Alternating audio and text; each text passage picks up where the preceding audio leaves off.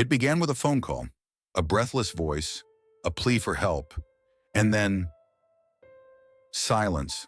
The voice on the other end belonged to Carl Christenberry. He told the dispatcher that he had just shot his girlfriend. He claimed it was an accident, but accidents are often followed by remorse, by desperation, by immediate efforts to save a life. Yet what unfolded in the moments that followed did not seem like the actions of a man trying to undo a tragic mistake. It was the beginning of a story that would leave a family shattered and a small town in disbelief. The call came in just after 9 a.m. The setting? A quiet stretch of highway in Blue Ridge, Texas, where an unassuming trailer home sat tucked behind the trees, the kind of place where neighbors kept to themselves, where the only sounds in the morning were the wind pushing through the fields and the occasional passing car. Deputies were dispatched immediately. They were expecting chaos, a scene of panic, maybe even an injured man trying to perform CPR on the woman he claimed to love. But when they arrived, there was only silence. Hannah Blanchard lay motionless inside the trailer, a single gunshot wound to her chest. The air was thick. Gunpowder still clung to the walls, the floor, the furniture. A life had ended within these walls just moments ago, yet there was an eerie stillness. No frantic resuscitation attempts, no tears on Carl Christenberry's face. He was standing outside waiting for them. His hands trembled. His voice was uneven. But something was missing. Fear, shock, the kind of disbelief that would be expected from a man who had just accidentally taken the life of the woman carrying his unborn child. Officers secured the scene, taking in every detail. A television still played in the background, oblivious to the fact that the person who had turned it on that morning would never watch it again. A cup of coffee sat untouched on the counter, next to a plate with only a few bites missing. A home that should have been filled with the sounds of a mother and her daughter starting their day was now reduced to an unshakable silence. And then, the first clue, a single glaring inconsistency. The firearm found not near Hannah's body, not even inside the home, but outside, left on the ground discarded. A weapon that should have slipped from a shocked hand in grief or been placed aside in panic, instead left outside, as if it had been purposefully removed from the scene. Hannah Blanchard was gone, her unborn child gone. And the man who stood before the officers, the man who had called 911 and claimed this was all an accident, was suddenly not just a grieving boyfriend. He was a suspect. Hannah Blanchard was more than a name in a headline, more than a victim in a tragic story. Before March 17th, before the 911 call, before the police arrived, she was a daughter, a mother, a sister, a friend. She was 23 years old, a young woman full of life, with dreams that stretched beyond the small Texas town she called home. But the most important thing to her wasn't a career or adventure. It was her daughter, a 4-year-old little girl who now had to grow up without the mother who adored her. Hannah had recently discovered she was pregnant again, this time with a baby boy. A new chapter was beginning for her, one she had started to embrace with cautious excitement.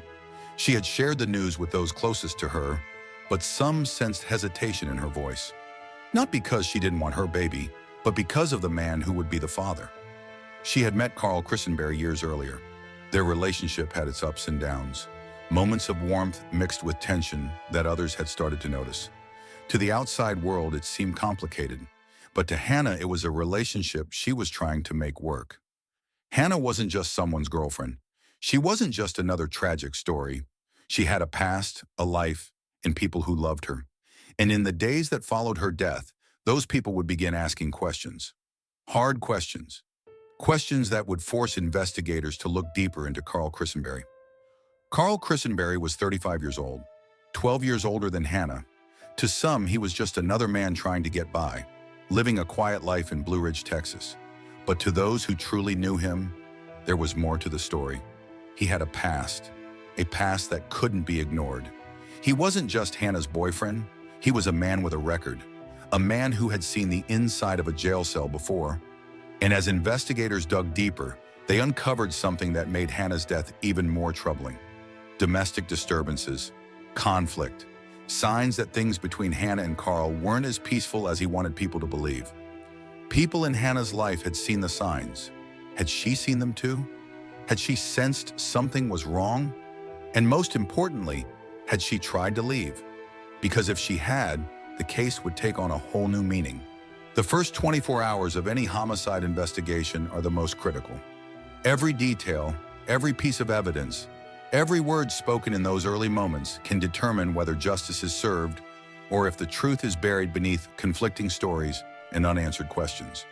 When deputies arrived at the trailer home in Blue Ridge, Texas, the first thing they saw was Carl Christenberry. He wasn't inside trying to save Hannah. He wasn't frantically calling out for help.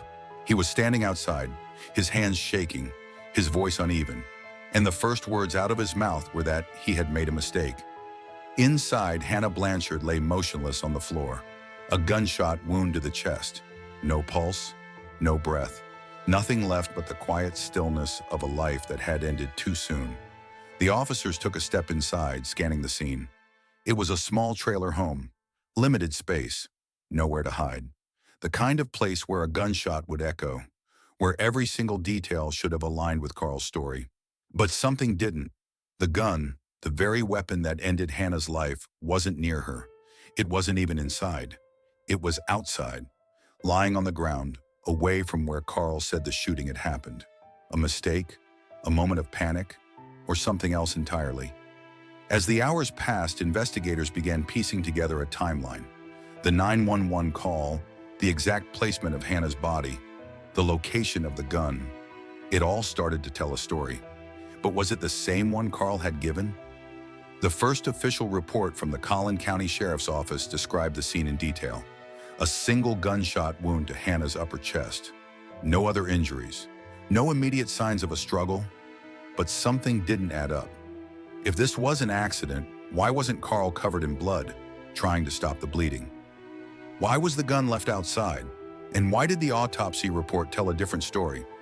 When the medical examiner conducted the autopsy, they focused on one thing: the trajectory of the bullet. The wound suggested something chilling: the angle, the force, the placement. It wasn't consistent with someone being shot at close range by mistake. It was more precise, more intentional. And then came the moment that changed everything. Something that no one had been prepared for. Someone had seen it happen. Hannah's daughter was just 4 years old, too young to fully understand what had happened, but old enough to know that something was wrong. She had been inside the trailer that morning. She had seen everything. And when investigators sat down with her, they asked a simple question. Can you tell us what happened? What she said next would shake them to their core. A child's words carry immense weight in a case like this, but they must be handled carefully. Forensic child psychologists were brought in to make sure she wasn't led into saying something untrue. The way she described that morning would either confirm Carl's story or dismantle it completely. She didn't describe a loud argument. She didn't say her mother was holding a gun. She didn't say anything that matched Carl's version of events. Instead, she said something simple, something chilling. He pointed it at her. The weight of a courtroom is unlike anything else. The air is thick, heavy. Every sound is magnified. The rustling of papers, the scratch of a pen against a notepad, the creak of a chair as someone shifts uncomfortably. And at the center of it all is one man, Carl Christenberry. He sits at the defendant's table, hands folded, his expression unreadable. He is no longer the man on a frantic 911 call, claiming he made a mistake. No longer the man standing outside his trailer, shaking, repeating the words, "I didn't mean to." Now he is the accused, a man charged with capital murder. The legal system does not move quickly, but when it does, every step carries meaning. Within hours of Hannah Blanchard's death, Carl Christenberry was arrested. But it wasn't until the following days that the weight of what he had done would be officially defined. The charge, capital murder of multiple persons. Because Hannah was pregnant, Texas law classified her death as a double homicide. This was no longer just about one life lost. It was about two. This charge is one of the most severe in the Texas Penal Code. If convicted, Carl Christenberry wouldn't just face years behind bars. He would face life in prison, or worse, the death penalty. The stakes had never been higher. Carl Christenberry was not without a defense.